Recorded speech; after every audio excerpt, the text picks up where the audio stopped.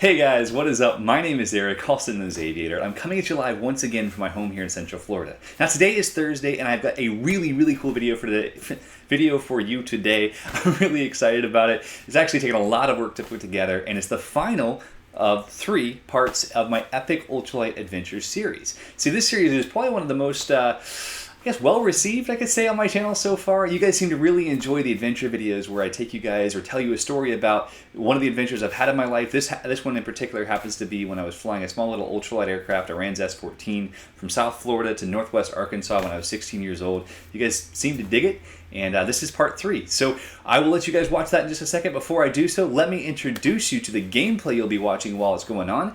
Playing Nuketown Domination. I'm playing with the Gold Galil I just bought, and don't normally post Nuketown because I don't normally do well on Nuketown. This is actually one of the first games I've ever done well on it ever since the beginning of the game came out. I don't know why, I just can't seem to do well, or consistently anyway.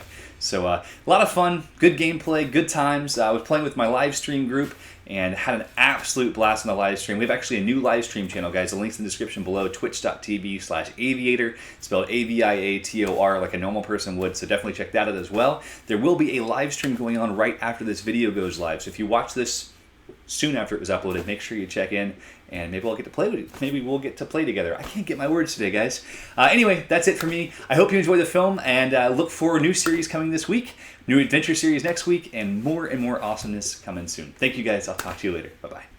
Alright guys, welcome back. When I last left you, I had just landed in Alabama, had been picked up by a couple of guys in their pickup truck, was dropped off at a hotel, and was eating Pizza Hut. Actually, 2 gigantic pizzas from Pizza Hut because, well, that's what we 16-year-old boys do.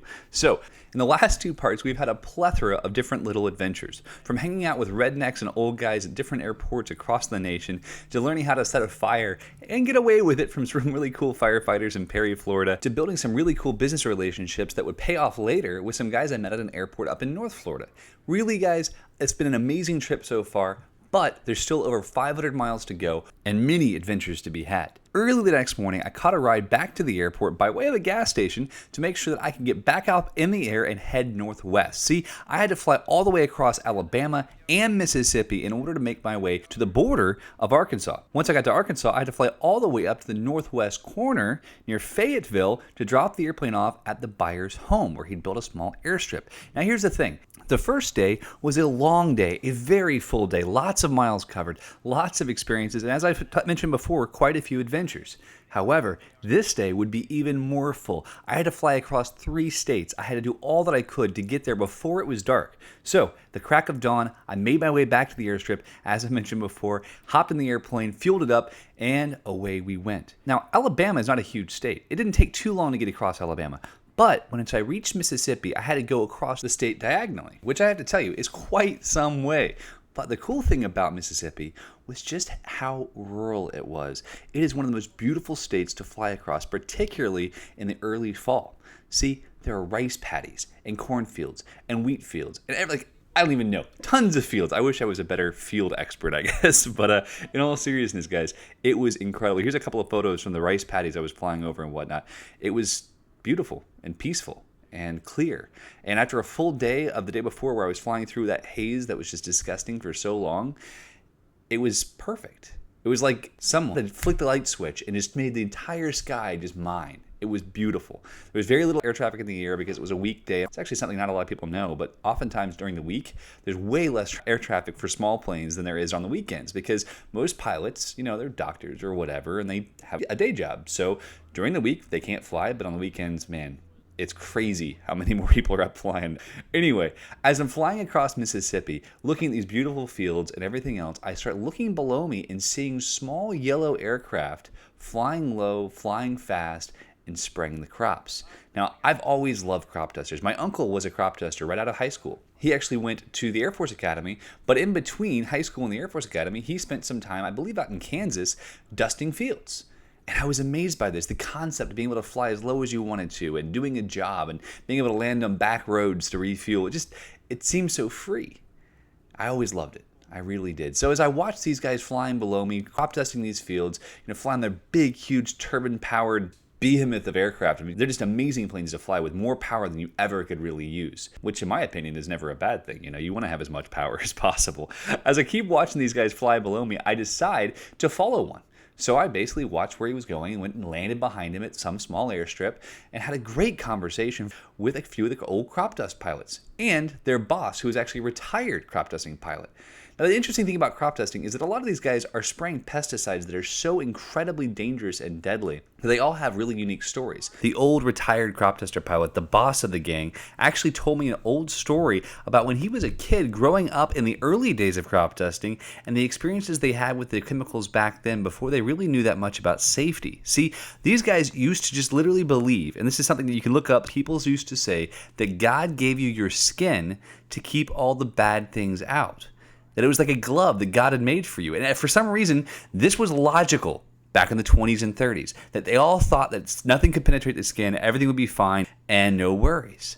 The problem was, once we started creating these chemicals that were much more dangerous, people would try to, put this to the test. And they used these different chemicals that would end up killing them. The old guy told me the story about some relative of his that he was hanging out with at the crop dust field way back when. I guess he was probably in the early 30s most likely.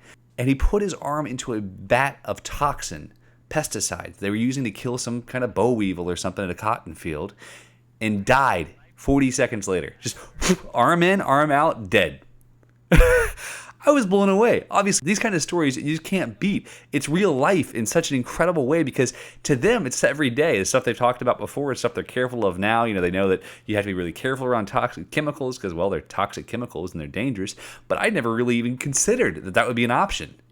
That someone could think that they could stick their arm into a barrel full, or not a barrel, but a bucket full of toxin and live. It's just amazing to me. Hanging out with these crop dusters was absolutely amazing. It was really neat to kind of get a little peek inside of someone else's life, something that would not be part of my day-to-day life. But after I hung out for a while, I took off, and I made the last leg of my journey.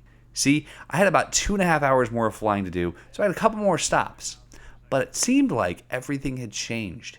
Because as I took off from northwest Mississippi, the look of the land completely changed. Suddenly, the flat fields and rice paddies and everything else that I've been flying over changed. There were hills. There were trees. It was densely wooded at times, coming across this area where the rolling hills turn into what are I guess you could call them small mountains. I mean, probably 1,300 to 1,500 foot high hills. I'm from Florida. To me, 150 feet's a mountain. So, it was absolutely beautiful. It was so cool to see something that I would not normally see, especially to fly across it. But it was a little bit scary too. See, being from Florida, we have a lot of flat space around, whether it's cattle fields or just parking lots. There's tons of flat and empty space. And when you're flying ultralights, you're flying an aircraft that's not exactly the most reliable. See, the motors they put on these actually are derived from the motors you'd find in a jet ski or a snowmobile. These motors are 2-cycle, they're high power output for low weight, which means that they work really well, but they're definitely not reliable. So whenever you're flying an ultralight, you're basically the entire time you're flying, you're looking for where you would land if your engine quits. So now I've gone from Florida, where I have basically endless possibilities of places to land, to flying in a state that has, well, basically nothing open. All I had was the interstates. And I'm here to tell you, the concept of landing on an interstate sounds easy until you realize how many trucks and cars are on that interstate. So I followed the interstate, I followed the freeways, prayed that they had a median that if my engine quit, I could land in. I'd be all right. Because, at 16, almost 17 years old, I think I'd already had 4 or 5 engine outs, a couple of different off-field landings. Now at 25, I've had 12 engine outs, 8 off-field landings. 13 engine outs now. Geez, we were in a jump plane, skydiving, I guess last year. And I wasn't flying the airplane, but the engine quit. We had to land. So that was pretty exciting. But anyway, so you're flying along, just basically using the interstates as your guide, looking at the maps, trying to make sure you know exactly where you're going. And it's just this whole different experience because the world changed as I flew across it. I don't know if any of you guys have done any traveling or any extensive traveling where you've been in a vehicle for an extended period of time. Just watching the world change, it's some kind of interesting magic. Every time I fly across the country, the moment I get in the airplane to the moment I get out of the airplane, it's like a magical transformation experience, crazy shenanigans, nitwit banana sandwich. It's awesome. You climb in the airplane in Florida and 5 hours later you're in California and things have changed, or 3 hours later you're in Colorado in the snow. I don't know. I love traveling. There's something about traveling that just invokes this spirit of adventure in me that I think is beautiful and exciting. So let me go ahead and walk you through the last few minutes of my trip. As I grew closer, I started flying lower, trying to find the area I knew I'd be flying to. I wasn't flying to some actual airport. I was actually flying to this guy's tiny little backyard airstrip that he'd built in preparation for this airplane. All I really had to go on was a spot on the map he showed me, telling me that it was in the hook of a river. So I should look for where the river hooked in this little area of the quadrant, and I should be able to find it. And after a while of flying lower and lower and trying to find my way around, I did find it. It was a bit tough, but this little airstrip, 800 feet long, carved out of this little tiny area of woods right by this river, was there. And as I landed, he snapped this photo. Here's the airplane. It's not a very good quality photo, but here's the airplane. I was coming in to land on final approach, taxiing the airplane, and a moment later, hopped out, felt like probably the most tired human being I've ever been in my entire life. After all that time, focus and kind of this level of strain trying to make sure you don't screw up. Because one of those things that I was really scared about was flying through restricted airspace and having some guy with a jumbo jet flying up my tailpipe, or running into military space. It was scary. It was a little exciting, but it was an incredible adventure. It was a great time, and it's been such a pleasure to share it with all of you. So guys, thank you so much for watching this video. I hope you enjoyed it. I'm truly grateful to have each and every one of you here right now. If you have any questions about the trip, I would love to talk to you more about them. And I'd like to let you know that we actually have 2 new series coming this next week. First one should be with you on Friday, this Friday, that's actually tomorrow. We're calling it Photo Fridays. Photo Fridays is going to be excellent. I'm going to be able to share some of my photography work with you guys and tell you the adventures behind each photo, plus how I took the photo. Next series is probably going to be either on my epic motorcycle trip from Tennessee to Pennsylvania to Florida to Alaska to San Diego and back across the span of 4 months, or about my epic surf trip. I like the word epic, apparently. The surf trip I took was in a 1970 Volkswagen Bug. I've actually talked about it briefly in my video about sinking that Bug, but I do have a lot more to talk about, a lot more cool adventures and tons of photos from that trip, so I may end up sharing that. You guys let me know in the comments below which one you'd like to hear more about, and I'll talk to you soon. Thank you so much for watching, guys. I'll see you later.